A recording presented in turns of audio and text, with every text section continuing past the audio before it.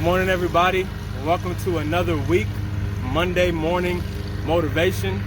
As I told you guys last week, every Monday, I want to bring you another lesson centered around sports because this is the month that the 2020 Olympics would be being held right now. And one of my favorite things to watch during the Olympics, I'm sure you can tell by now, is track. Track, man, it's so exhilarating, so fun just to feel and hear the energy of the crowd as the runners who have been training for years for this one moment take the track and give it their all. But one of my favorite races is the relays, 4x1, 4x2. I love seeing it every single year, how the teammates have to work together, run as fast as they can, get the timing just right, so forth and so on. I love seeing USA versus Jamaica, go USA, even though Usain Bolt is a bad boy. But I love the relays.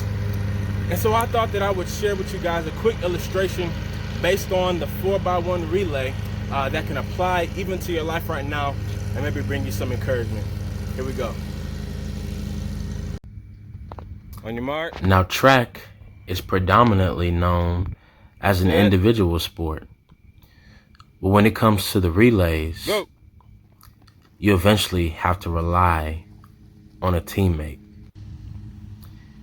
Teammates practice hours at a time trying to get right the handoff.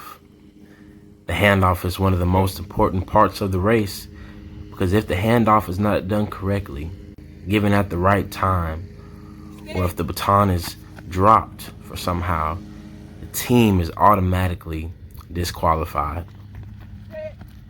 Now, when it comes down to the actual race, one teammate is asked to take off full speed ahead, trusting, relying, believing that the teammate behind them will give the baton at just the right time in just the right place so that the team can go on and run towards victory.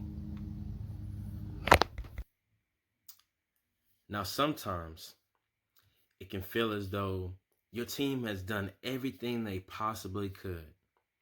You've ran your leg, another teammate ran their leg, the timing was right. You did everything you were supposed to do to be successful, but yet and still, the opposing team, the enemy, is still 2, 3, 4, 5 steps ahead of you, and it looks as though you're going to lose. But that's why it's so important to make sure that you have the right anchor to finish the race. Now, some coaches, they put the fastest runner as their anchor. But then there are others who choose to put the most experienced because they know that no matter what the race looks like in the moment, they may be behind, but this anchor who's been through some tough races, who's been through some tough calls, won't waver. They're the same this race as they were the previous races, and they will carry their team on to victory.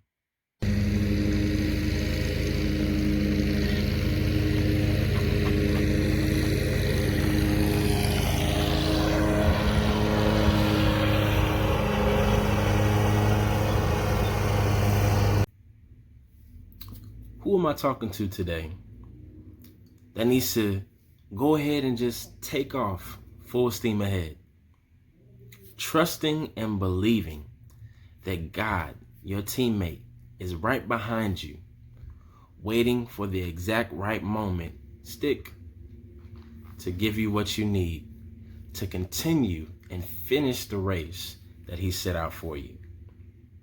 Or am I talking to somebody else who feels like, I've ran my leg, I've done my part, but the enemy is still, the opposing team is still ahead of me. It seems as though I'm going to lose yet again. Who is it that needs to trust today God as your anchor? Who needs to go ahead and pass him the baton and let him finish the race and take our team, onto victory?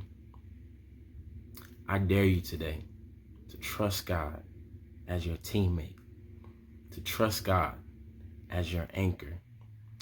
This is a race. It's a journey, not meant for the faint of heart.